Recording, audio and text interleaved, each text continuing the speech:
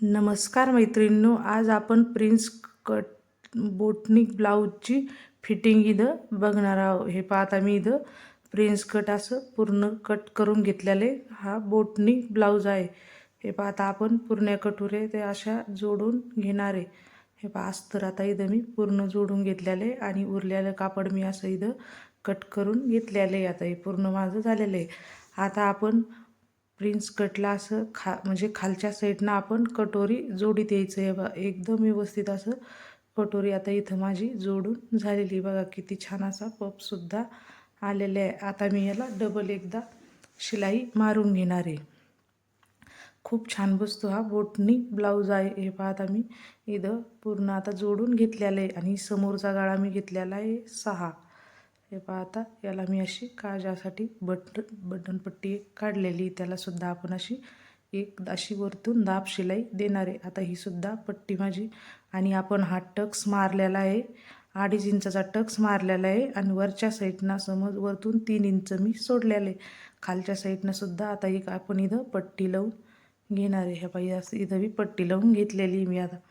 आणि आता हे बा इथं मी एक असं गोट मारून घेणार आहे. अस्तरचीच पट्टी घेतलेली मी आणि असं थोडं कट करून घेतलं आणि इथं आता आपण गोट मारून घेणार आहे. याला मी बोटनिक ब्लाऊज एकदम असा परफेक्ट बसतो. हा समोरून गळासुद्धा मी 6चा घेतलेला आहे. आता आपण इथं शोल्डर जोडून घेणार आहे. मी आता 1/2 इंच इथं घेतलेलं आहे. हे पहा एकदम व्यवस्थित आधी एक शिलाई मारून घेतली आणि नंतर दुसऱ्या शिलाईला मग असं थोडंसं समोर मी रब करून घेतलेलं आहे. हे पहा आता दुसरंसुद्धा शोल्डर मी असं जोडून घेणार आहे. आता हे सुद्धा शोल्डर असं जोडून घ्यायचं. हे पहा पूर्ण शोल्डर हे सुद्धा मी जोडून घेतलेले.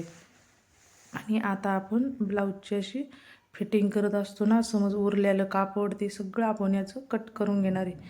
हे पहा आता मी असं शोल्डर असे समोरचा गळासुद्धा असं बघा मोजून म्हणजे सारखाच आला पाहिजे. इकडं बघा एकदम व्यवस्थित असं आलेलं आहे. आता आपण हिची फिटिंग करणार आहे. बघा मागच्या साईडनं थोडंसं तिथं कापड असं उरलेलं आहे. आता आपण एकावर एक हे असं मांडून घेतलेलं आहे.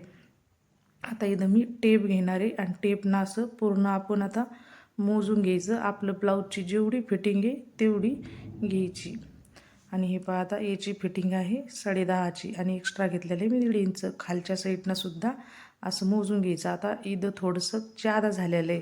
वरचं बोटनिक ब्लाऊजचं नाही का म्हणजे वरती जादा कट करायचं नाही, कारण मग ब्लाऊज कसं असं फिट होतं. आपण आता बोटनिक ब्लाऊजचे शोल्डर घ्यायचे 3.5 आणि आपण नेहमीच्या ब्लाऊजचे समज 3च घेत असतो, पण बोटनिक ब्लाऊजचे का आपण शोल्डर 3.5 घ्यायचे. मग ब्लाऊज असा व्यवस्थित बसून जातो. हे पहा आता मी असं थोडंसं उरलेलं कापड असं कट करून आता घेतलेलं आहे.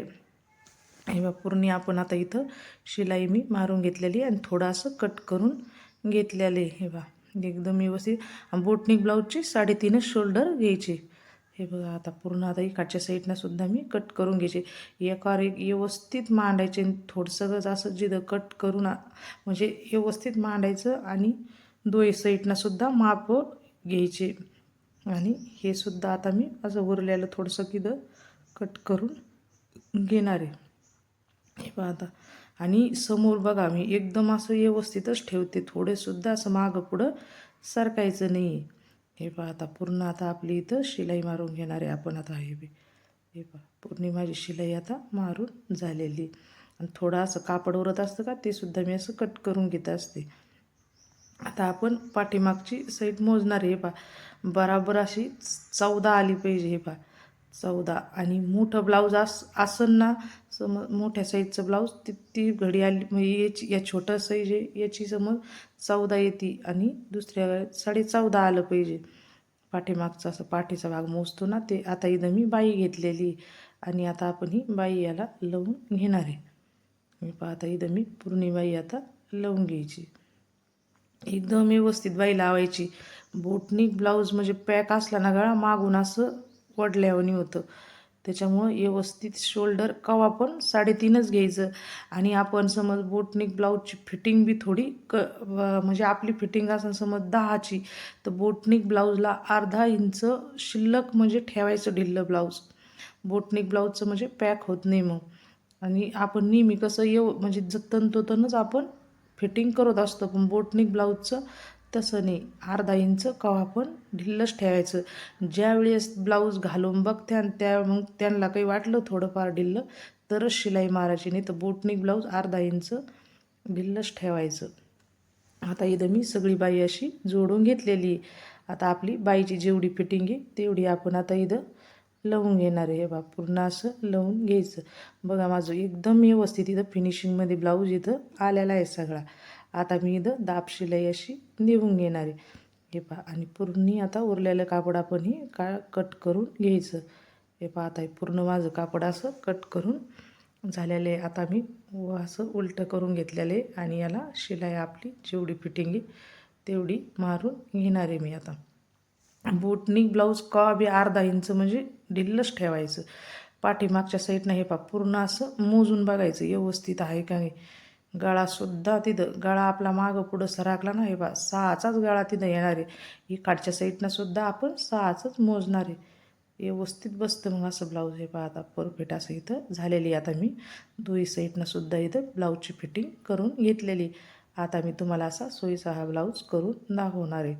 हे पहा पूर्ण आता मी इथं सोयीचं असं करून, हे पहा एकदम किती छान याचा गळासुद्धा आलेला आहे. आणि समोरच्या साईडनं बघा बाईचं सुद्धा किती व्यवस्थित आलेलं आहे. आता मी एकदम असं तुम्हाला ब्लाऊज दाखवणार आहे. हे पहा एकदम आहे पहा सोयीच्या साईडनं मी तुम्हाला करून दाखवले. बघा किती व्यवस्थित इथं ब्लाऊज आपला आलेला आहे बोटने. आणि समोरच्या साईडनं बघा मागच्या गळ्यापर्यंत 1 इंच मी असा खाली गळा घेतलेला आहे. बघा किती व्यवस्थित इथं ब्लाऊज आलेला आहे आपला. हे पहा बोटनिक ब्लाऊज इतका छान बसतो हा, खूप व्यवस्थित येतो शिवण्यात. हे पहा एकदम आता इथं मी माझा ब्लाऊज पूर्ण असा तयार झालेला आहे. पाठीमागून मी असा याचा गळा केलेला आहे. बघा किती छान एकदम परफेक्ट ब्लाऊज आलेला आहे. आणि त्या ज्यांचा ब्लाऊज आहे का त्यांना बी खूप छान बसला ब्लाऊज. हे पहा गळासुद्धा मागून असा पॅक होत नाही, काहीच नाही. हे पहा एकदम परफेक्ट आपला ब्लाऊज इथं तयार झालेला आहे. आणि आता शोल्डर बी बघा एकदम सारखी शोल्डर घ्यायची. हे पहा इथंसुद्धा मी शोल्डर मोजूनच बघायचे. आपण समज 3.5चं शोल्डर घेतलेलं आहे ना, शोल्डर अर्धा इंच म्हणजे शिलाईत जातं आणि 3 इंचाचं शोल्डर राहतं.